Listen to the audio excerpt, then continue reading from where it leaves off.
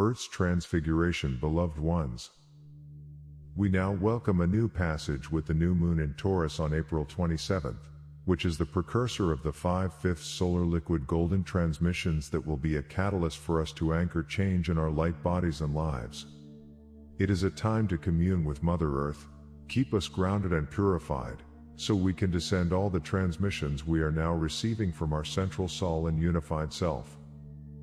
Many will be the soul's awakening during this passage, and many will be the activations that you will undergo, as you consciously embody these golden transmissions, and that will allow you to continue remembering, embracing who you are, and your true power as divine emissaries.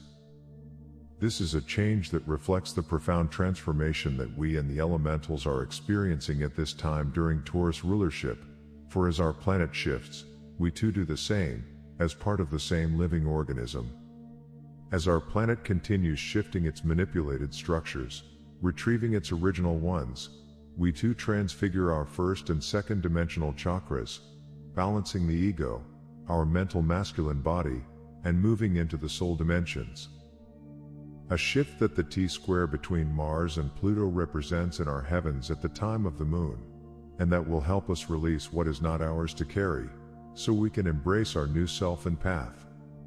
This passage is a boost of energy for us to only focus on what we are building, not on what we are leaving behind, as it can often be emotionally devastating for the ego self to stop recognizing itself, as we move into a more illumined frequency. This is an important passage as we step into May, for us to clear our fears, female repression, healing our emotional and etheric bodies of all that can resurface at this time of solar integration, and move into the upper ones, as it is now that we have grown in power and wisdom that we can liberate our root chakra, our unconscious mind, of all the memories and hidden traumas we had and that we were not even aware of, as usually it is in our first chakra where we hold all the parallel, past, present and future, records of who we have been and who we ever will be. All the lives we have lived, all the masks we have worn, with all the characters we have played, are now being healed. All the masks are falling, for it is time for us to shine our true selves, our authentic essence, values, truth, and mission. This is why it is so important to clear our first three-dimensional chakras, for all this simultaneous baggage is embedded within them, often reminding us of someone we are not, for we are not the same person we used to be, even a year ago. At a galactic level, many of you descend from Aldebaran, and hence, emissaries sent to Earth to be in important positions to change the system. You will also feel drawn to clear any painful memories from your original lineage, bringing balance into your divine masculine, learning how to restore it as well on our planet, for this is part of the main mission that many of you Aldebaran descendants brought to Earth, and why it is so important to restore the divine masculine in yourselves, so you can clear all false masculine programs and manipulations and embody the authentic power of the masculine, restoring it globally. An important mission to shift structures from our unique position and role, that can only be achieved when we realign to our soul, clearing the astral body and anchoring ourselves into the illumined soul dimensions, so we can start receiving from our monadic self the memories required to help us release the hard first and second chakra membranes, triggering the crystallization process. It is time to create new pillars in our lives, new foundations that sustain ourselves, our experiences, and the new path we are creating with every step we take. It is time for us to disengage from an old self and our memories, even though painful, as we have carried them for so long that we have made them ours. Our only eternal companion is our unified self and all the wisdom we carry through the many experiences we create, not the material, the people, or anything else we consider ours, for all is free and as such it shall part from us. May you only keep all the love, wisdom, and power that your beloveds. Within Infinite Love. By Natalia Alba. The Gate of What If. This Easter opened a magical doorway of the soul, escorting us into a place that reveals the shifting projections of the future and the ongoing healing of the past. A portal of forgiveness opens a place where all that is light meets itself face to face. A holy gathering of all that is sacred to the universe is moved into a cycle of rebirth and resurrection. The Easter Star Gate held a great power for all sacred beliefs. Enter this place as a holy vessel that is filled with the promise of a future. You hold a powerful piece of the puzzle of light while on earth. Your stay here is precious to the universe and paramount to the earth's healing. A changing of the guard will occur on many levels of life in the heart. Creational conflict. What is the next evolutionary step for mankind as we exit the 1-year anniversary of a powerful solar interdimensional initiation? What seeks to come full circle into our life? Think of all you have gone through this past year. You exhausted many firsts.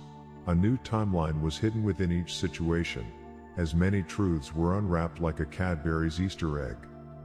As we move forward, we begin to understand that every aspect of Earth herself is at a different point and element of time and place. As we look into the many dimensional images of life, one may ask, are we going downhill, uphill? Are we going to download, upload, reload, unload, or just stand still? Will upcoming time displacements and planetary tantrums turn our future and heart upside down? Where should we place our intentions, our heartfelt imaginings, and our silent expectations? The questions offer you an active opportunity via the highways and byways of your computer-based brain to seize neural opportunity and truly see behind the 7 veils of illusion. When one unplugs from who and what they think they are, they come to a point of creational conflict. A point of conjunction between here and there, between the known and the unknown, between who they think they are and who they really are. In this unplugging as applied to real life, you will find that you become invisible to many around you. People that have had your heart and back for years literally are frozen in time, not able to connect with you on any level. This is the true place of virtual ghosting. In the disconnect, you are not photon, particle, nor wave. You are momentarily disconnected from the mother hologram. In this disconnect, your energy is literally erased from the memory grid of Earth. This in itself is like a scene from the movie Castaway, all alone talking to coconuts and learning to become your very best friend. We all seek the truth, we seek the proof of the matter. However, when we step outside the line drawn in the matrix sand, we feel like a big gas-filled birthday balloon that escaped the party. Are we brave enough to see from a higher angle of our life? Are we strong enough to carry out what our heart asks us to do? To see? To be? In this place lives a bevy of old programs that seek to be set free. Promises to the past and future selves thicken in the now and in the body that wears the coat of many colors. The gate of what if. The words of what if is numerically a number 13. The number 13 is an activation portal, a place in time in the future that does not know its exact denomination or destination. Like entering any wormhole or portal, there is always a divergence to the vibration within the phrase what if. This energy can create mountainous outcomes or deep crevices of regret. The very vibration of the phrase what if whispers in the ears of all humans, bringing to the surface an adrenaline spike that creates fear of the unknown within the bloodstream of all humans. What if this happens? What if this doesn't happen? What if is the greatest creator of human outcomes?